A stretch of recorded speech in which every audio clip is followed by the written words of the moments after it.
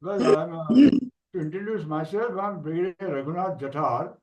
I'm a Sir, retired. before that, let me introduce you. Let me Okay, also thank you. introduce you. Happy Okay. Army Day to all the great soldiers, past and present, and those who, basically have a dream to join the army. They have a career, in front of them, which should be celebrated right from the inception of the thought of joining the army on this very important day today.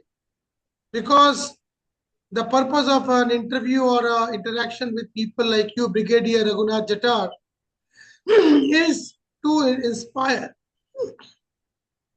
generations, not only the present one, but the future ones. 1962, a war which Indian Army fought, which was the second major war after the independence, 48 being the first one for Kashmir. 62 was again for territory which China in the northeast, in the Aksai chain and the northeastern region, Arunachal and all that, wanted to capture Nathula, etc. And 62 was a situation which was unprecedented. The army was not prepared, but at the end of the day, the results do not matter. What mattered was the dedication, the spirit of the army, Indian army, the way the army fought, the way the legend of Shaitan Singh carries on. For people like you who were a commanding officer like him, just 2.5 kilometers from Shaitan Singh's unit, but the battalion was the same. And you are there with us today. We are so fortunate that in your 92nd year, you are here to explain to us, talk to us in brief, and tell us what all went right. Everybody, a lot of people know what all went wrong, but what all went right? What were the great outcomes of that war? Despite the unwanted kind of a result, undesired, but foreseen results. And the circumstances were already in place for the results to be, documented as not to be remembered. But today, we would like to only celebrate the positive outcomes of the 62 war with you with us. Brigadier Raghunath Jatar, you were in the same battalion as Shaitan Singh from Jodhpur. People whose legends continue to inspire millions of youngsters without wasting for the time, respecting your time, age, and the occasion of the Army Day. Once again, a salute to you, sir. People like you fought in 62. That is the reason even today, after 60 years, I feel China doesn't, dare to cross the line.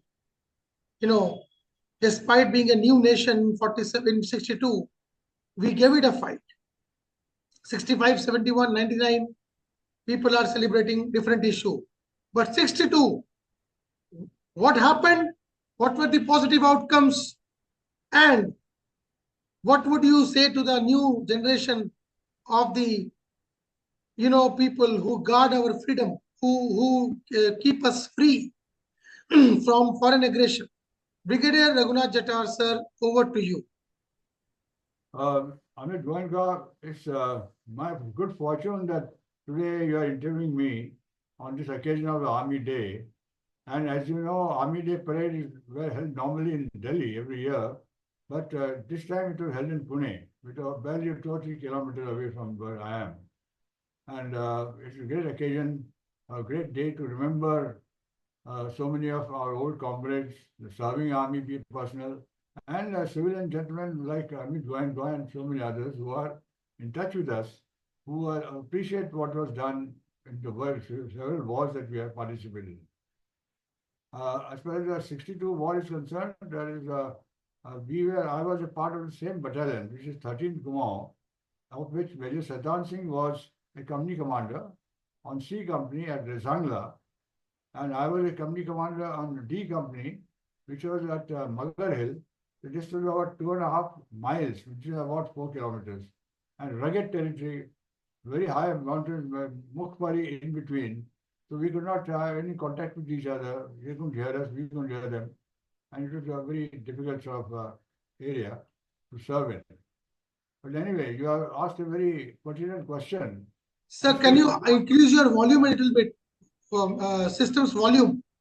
uh, yeah, I've tested it. Maybe I speak generally softly, that's why, but I'll try to speak louder. Um, you have raised a pertinent question that though we lost that war, 62 war, it was humiliation in a way, but there are also good things to take away from that. That even though we are ill prepared, but we took part in the war, and at several places the Chinese got a quite a big drubbing, as it happened in Razangla, which Razangla post was commanded by Major Shaitan Singh, and for part of 13 Kumaon, the same battalion, I was commanding another company at Magar Hill. So that was a very a difficult situation to be in. But the army acquitted itself like example like this. But there are other examples also from Nipa where the drubbing was more, but there were some instances of units who put up a real good fight. But I did not serve there, so I don't remember. But I remember Garhwal unit did extremely well. Our 6th Command got very well in in Valong. So there are instances like that where people fought very well. And even though there are big blunders from the side of the political side, I don't want to talk about that. But still, the army acquitted itself and did its duty, as Amit just said. In difficult conditions, they acquitted themselves very well, and we have to be proud of that. Even though it was a lost war, but we should be proud of what the army did in that occasion. What were the positive outcomes for the war? Because you said they got a drubbing, but what was right that was done in by that battalion? That ensured that though the result of the war was not in our favor and we were not prepared, there were political blunders.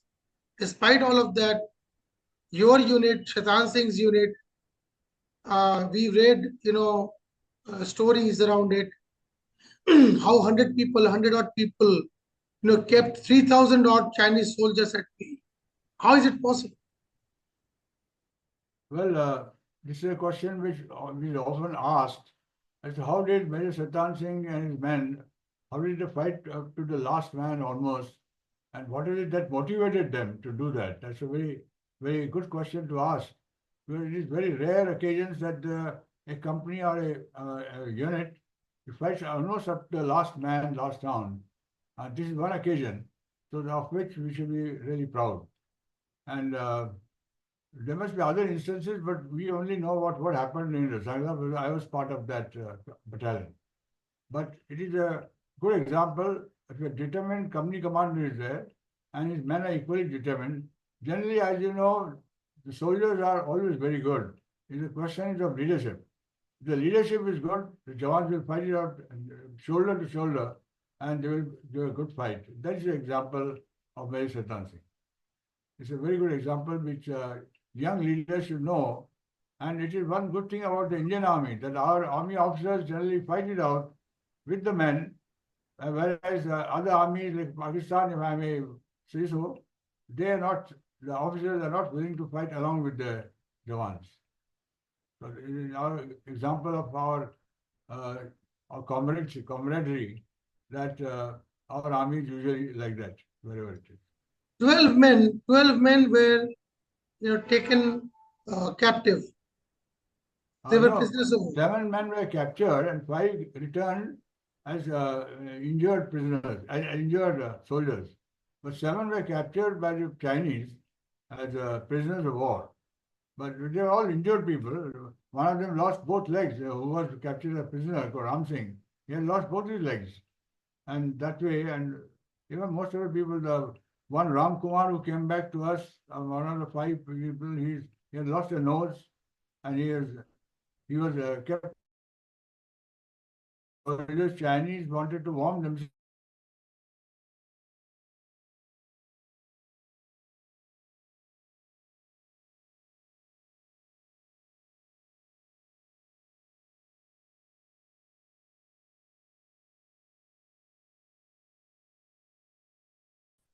Uh, Ramchandra, who's still alive.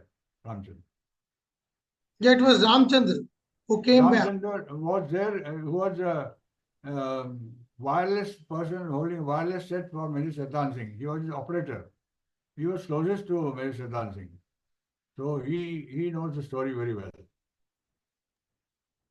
And what was the political blunder? Well, political blunder is that they um somehow our top leadership, they believed that Chinese will not attack. They had such a lot of faith in their own relations with China, and that the even era of Hindi Chini Bhai Bhai, and that was the way we were off guard. And it was firmly believed, for example, there are other examples I know of in Galwan, where the company commander asked several times, what is going to happen? He said, don't worry, you be there. Nobody is going to attack you. The politicians believe that China is not going to attack, they're just making noises and not really attacking. This is a big blunder. So what they thought is that is known as a forward policy. That they said there are so many posts, you just post a few people, a few Indian soldiers, and the Chinese know that this is an Indian territory and they're not attacked. This is not a military disposition. Troops are not deployed like this, small pockets without proper support and without proper artillery support and machine guns. They're not done like that. But it was done only because the politicians wanted that we should show that we are occupying that area, and just mere occupation is enough as far as the Chinese are concerned. That was a wrong. That forward policy was a big blunder on the part of our politicians. Were you also part of the 65 war? Yes, I was. My war career started really in Goa, because 61 liberation of Goa also, our battalion was part of it. I was there as a company commander. 62 war, 65 war, I was in the staff of a brigade as a DAN QMG. So, after that, I was in the Mizo insurgency for 2.5 years. And finally, in 71 war, I was a battalion commander of the same battalion, 13th Corps, I was commanding in Rajasthan desert. Sir, do you keep yourself abreast with the developments, recent developments, especially with respect to the Indo-Sino, India-Sino kind of relations at the northeastern fronts? No, really, I won't be able to comment on that, except for what I read in the paper. I'm not so much authority on this. I cannot talk about it. So you were part of the 65 and 71. Were you there? 71, I was commanding the battalion, same battalion, 13 Kumaon, which was in Rajasthan desert after Longewala. Longewala, the famous battle, after that battle was over, the Pakistanis were still in our territory, and they had to be driven back. So our brigade was launched for that, and we were the advance guard of the brigade, 13 Kumaon. I was commanding officer. We had occasion to launch an attack, a quick attack with tanks at border pillar 638 on the India-Pakistan border. So it was a quick attack in the daytime. So, and Pakistanis were not really well prepared, but they were holding positions there. Nearly 2 battalions, 1st Punjab and 10th Punjab of Pakistan. They are holding positions there, but we have launched a surprise attack which completely put them off guard, and they started withdrawing. In the process, they lost 51 men whose bodies we were in. And unfortunately, we also lost 4 Jawans who were Shahid, 4 of our Jawans, but the Pakistanis lost much more. That was an attack which we launched with armor support and artillery support in 71. How different were, because you've seen both the Chinese, because very rarely we find people who can talk about the real war experience of both China and Pakistan. What was the primary difference in the 2 wars that you were part of, especially 62 and 65, because they happened in just a period of 3 years, but yes, the dispensation had changed. The role was different in China, as you said yourself. We are totally ill prepared for war and we are on the defensive. Whereas in by 65, I think we are a little better off, better armed, and better ready for taking on the Pakistanis. The Pakistanis also put up a good fight, I must say, that the Jawans are as good as our Jawans, but it's the officers who are comparatively not as good as our officers. That's our experience. As far as the Pakistani army is concerned, well, I think, uh, as you know, now recently, in the last 7 years, they have been politicized. They have many other interests apart from soldiering. Well, the Indian Army is purely professional soldiers. The Pakistan Army has so many other things to do that everybody knows. So I think they have gone down as an army now. So, and for the future generations and even the current dispensation, with respect to your experience as a war veteran and also somebody who has been seeing the country, over the last 60 years, having gone through important wars like even 99, the Kargil War, and today again we see that on and off skirmishes with China keep happening. What are your three golden suggestions? What are your golden suggestions? Whatever comes to your mind. I know that you don't have that much of, you are a 92-year-old man now. There is no requirement politically or diplomatically that you have. You probably are not very active because I met you personally at your Pune residence, and I know that you are not very active in terms of mobility also. But still, what are your suggestions, if at all, if you have anything in mind? Very often this question is asked of us that, compared to China, we are militarily weak or even economically or financially weak compared to China. So a question is often asked that can we take on the Chinese? Can we fight them out? So my answer always is that it is not only the actual build-up which is different, but it is the spirit which is more important. Unless Napoleon used to say that mental is to physical as 3:1. It's the spirit, the morale, which is most important. For example, if you want to draw a sort of parallel, where was in Vietnam War, what was America? Such a powerful country. What was Vietnam? But ultimately, Vietnam gave a drubbing to Pakistan, USA, isn't it? Similarly, Vietnamese also fought the Chinese at one time. They also gave a bloody nose. We ourselves have done it in 67, I think it was, in when General Sagat Singh and Brigadier Rai Singh, they put a very good fight, and the Chinese had to cut a sorry figure. That was the occasion. So we can also do it.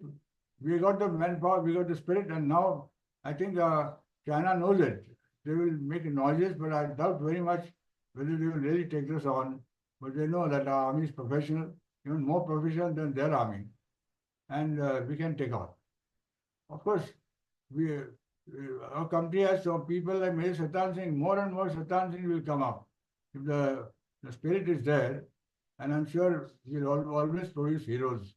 We keep on producing. So you knew Shaitan Singh. My final question, a little bit, So you, somebody who knows Shaitan Singh, you knew him from the closest possible quarters. You knew him so well. You guys trained together. You guys stayed together. You guys fought together. What were the greatest qualities the man had personally and professionally? Well, one thing, he was nearly 8 years older than I was, and he was from the State Force initially. He was a good footballer in his day, and otherwise a thorough gentleman. In fact, to be very, very honest, I have seen hardly very few people as gentle and as decent as he was. I mean it. He was totally, will not harm anybody, will not use a foul word or not use an angry word. But when it came to war, he was a real hero, and he had certain basic principles of his own, of his conduct. And that's why he was that good. Just not a sort of a surprised that he fought it out. And as you know, when he was very badly injured, and the soldiers like Ramchandar, they tried to take him to for evacuate him for medical grounds, he happened to say to them, "You leave me here. At least you can save your lives, but I am now going. Leave me here." Which is that is typical Mary Shaitan thing, where he had to think of the other soldiers first before he thought of himself. It's an example. A very fine person, a very big loss for us that we lost able company commander. So there is a story that I've heard probably from you only earlier, that he carried soldiers on his shoulder. Used to run kilometers and then again come back and something like that.